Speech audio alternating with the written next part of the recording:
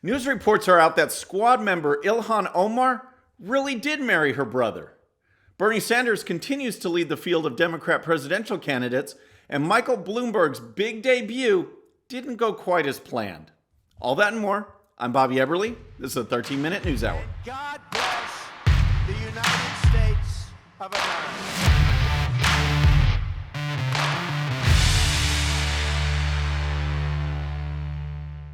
Okay, friends, welcome to the show. Happy Friday. I hope you had a great week. I am certainly ready for the weekend. But first, we got to talk politics.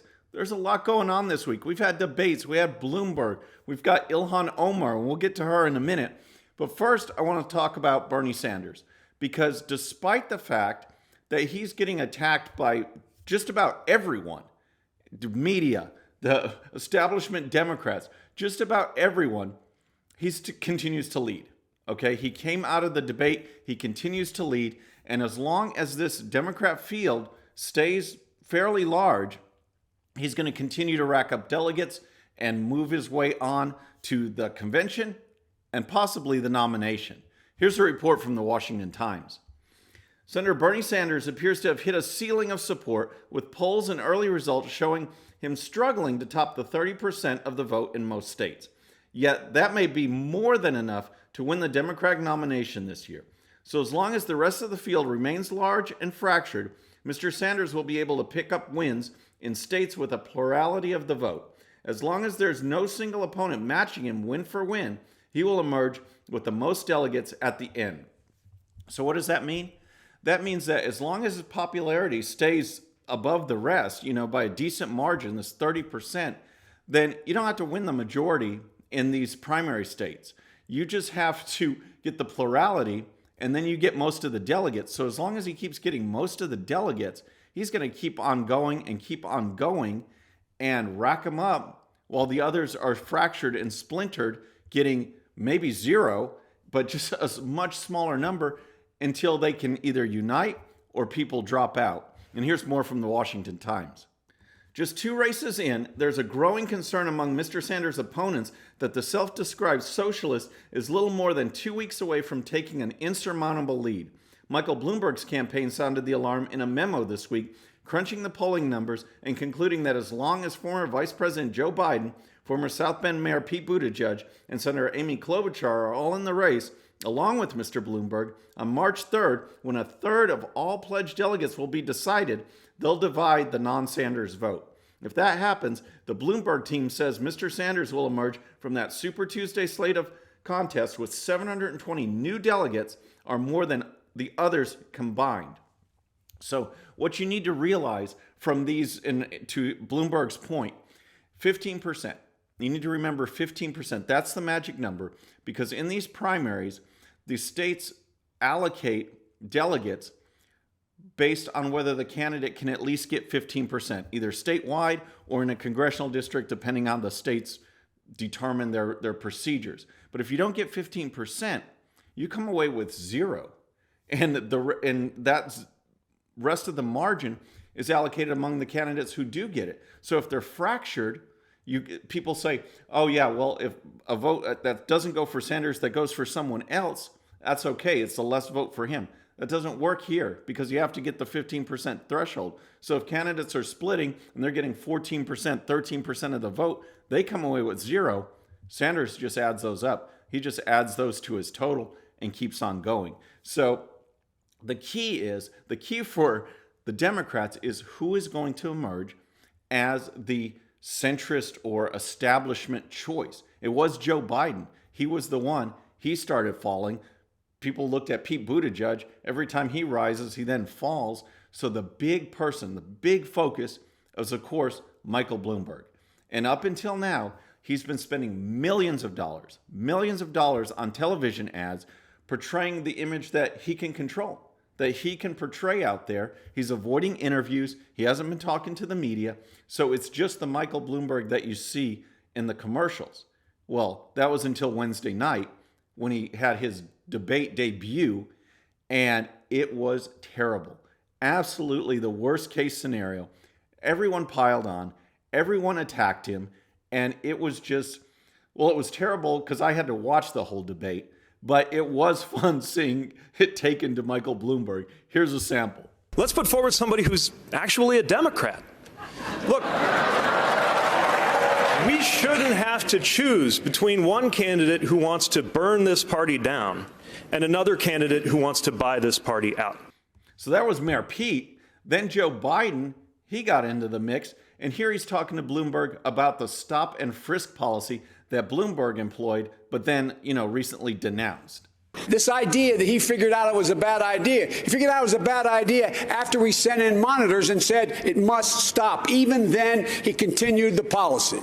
And then, of course, there was Elizabeth Warren, who had one of my favorite lines, probably the favorite line from the entire debate. And here she is going after Bloomberg. I'd like to talk about who we're running against. A billionaire who calls women fat broads and horse-faced lesbians. And no, I'm not talking about Donald Trump. I'm talking about Mayor Bloomberg. So again, Bloomberg was terrible in this debate, and there was tons of analysis that came out afterwards. The debate was terrible to watch. It was so poorly organized. You had candidates raising their hands like they're in high school, me, instead of maybe just a light or a buzzer or something to get the moderator's attention. It just looked like it was a free-for-all, not well organized at all.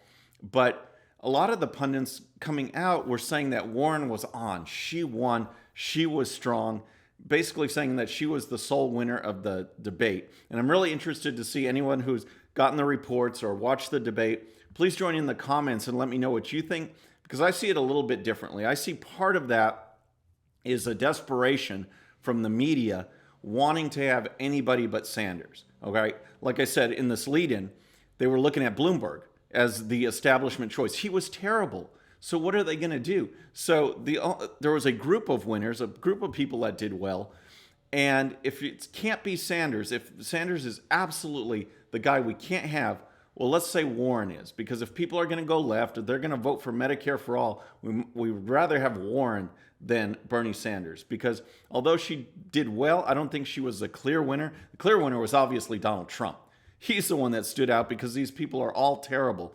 But if you had to analyze the debate, I'd actually put it into tiers, because Bernie Sanders was strong for the most part. Joe Biden was actually very strong. He seemed confident. He was after Bloomberg. And so I'd actually put those three up at the top. Biden, Bernie, Elizabeth Warren as the co-winners. As far as the co-losers, I'd then put Mayor Pete and Amy Klobuchar. They did not do well. Whatever standing they had going in, people hailed Klobuchar's performance in the last debate. They lost ground for sure. So that's the winners, that's the losers. And then there's Mike Bloomberg. He was so bad, he's worse than a loser. He was way down there, and we'll see what happens next, because it was just terrible to see how terribly he did. So next I want to get to our lead story, and that's Ilhan Omar, because for a while, she's one of the worst. She's a member of the squad, and she's been investigated for campaign finance violations, immigration violations. She's in the news for anti-Semitic comments, anti-American comments, you name it, she's there. And one of the ongoing talks is that to avoid, immigration or deportation for her brother, she married her brother in violation of immigration laws. That's been going out. Well, now there's a new report out from the Daily Mail that basically corroborates that she really did marry her brother. And here's a report from the Daily Mail. Squad Congresswoman Ilhan Omar told friends years ago that the man who went on to become her second husband was in fact her brother. DailyMail.com can confirm. And now for the first time, one of those friends has come forward to reveal exactly how Omar and Ahmed Elmi scandalized the Somali community in Minneapolis. Abdelhakim Osman, the first person to go on record to speak of how Omar said she wanted to get her brother papers so he could stay in the United States, at a time when she was married to her first husband, Ahmed Hersi. So this guy Osman is talking about Omar's plan. She had a plan to keep her brother in the United States. What was a shock to him was that the plan involved actually marrying her brother. Here's more from the Daily Mail. No one knew that there had been a wedding until the media turned up the marriage certificate years later, Osman, 40, exclusively told Daily Mail. Osmond's revelations are sure to renew calls for an investigation into the Minnesota freshman representative who has repeatedly refused to answer questions on her marriage to Elmi.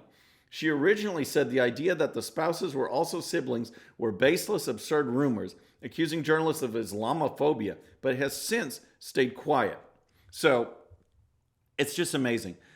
Not a week goes by that some member of the squad, AOC, Rashida Tlaib, Ilhan Omar, makes news in the worst possible way. And this one is just hilarious, and it just shows how messed up they are. And you got to wonder about these districts that elect people like AOC and Ilhan Omar. It's just controversy after controversy, and these are the poster children of the left. These are the supporters of Bernie Sanders.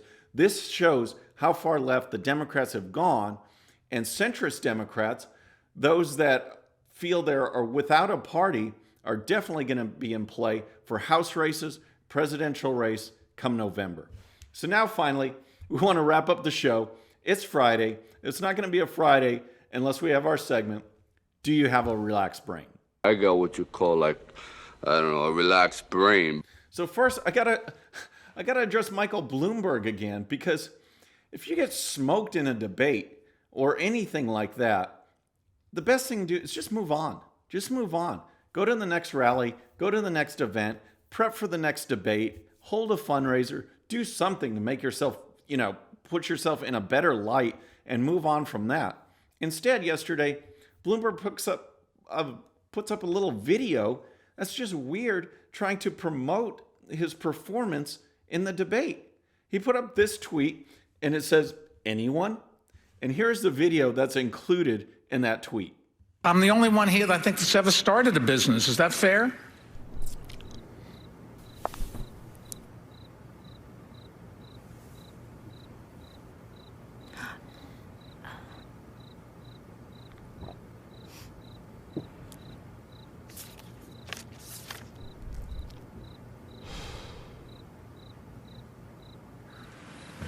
Okay. Oh, wow, that's a big old burn. I guess he feels good now. That was just so bizarre. I mean, he's the only one who started a business. Boom, I won the debate. It doesn't make any sense. And then we've got James Comey, former FBI director and crook, corrupt, you name it, anti-Trumper. He tweeted, it's funny when you see the context of this, because yesterday President Trump put out a tweet. He said this, he said, "They say Roger Stone lied to Congress." This is from CNN. "Oh, I see. But so did Comey, and he also leaked classified information for which almost everyone other than crooked Hillary Clinton goes to jail for a long time. And so did Andy McCabe, who also lied to the FBI. Fairness?" So that was Trump's tweet. And James Comey decided to respond to that. He put this up. He said, "Why are you so obsessed with me? This gif from Mariah Carey. It's just the weirdest thing I've ever seen. Why does he do that? Why does he make news?" And then finally, I got to talk about Ilhan Omar, because they bring this up, they bring up these stories, and rather than addressing it, rather than putting it to rest, what does she do? She plays the victim card. All right, so Meghan McCain from The View put out some tweets blasting Bernie Sanders and mentioning this whole married your brother thing. And this is how Ilhan Omar responds. She puts out a tweet and says this: "The same people who chastise the progressive movement regularly traffic in anti-Muslim smears and hate speech against me and those I represent. It's almost as if they don't genuinely care about online harassment." So her point is that if you're anti-Bernie, you're somehow also anti-Muslim and engage in hate speech. That's the weirdest thing I've ever heard. And then, in her response to Meghan McCain talking about marrying her brother, she tweets, "Paying people to generate fake news stories in order to delegitimize me and those I represent isn't a good look. Desperation is a sad, mobilizing tool." So once again, she takes to Twitter, plays the victim card, says people are engaging in hate speech and anti-Muslim sentiments, all because they question her and her motives. The left can never have just an honest debate. Whenever they get called on something, they never just come back with facts. It's always, "Oh, you're a racist, you're a bigot, you're exercising hate speech." It's just so bizarre. That's our relaxed brain. Just idiotic comments. And the list goes on and on and on. If you saw any this week, please put them in the comments. I'd love for you to hear it. And, of course, we got to end with a joke, all right? And this one's awesome. I love it. And simply, what is Ilhan Omar's favorite city? All right, you know this. You can get this. It's Philadelphia, of course. All right, so anyway, I thought that was good. I like that one, but we're going to wrap up the show for that. So that's it for today. Please subscribe, and when you do, please hit that bell so you'll be notified, and we'll see you next time. I'm Bobby Eberle. This is a 13-Minute News Hour.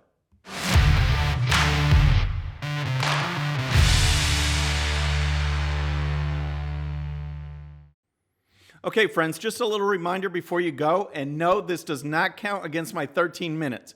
Please hit the subscribe button below and tell your friends. And if you happen to miss our last show, you can check it out right here. And also for great conservative news and commentary, please check out GOPUSA.com. All right, folks, we'll see you on the next show. Have a great day.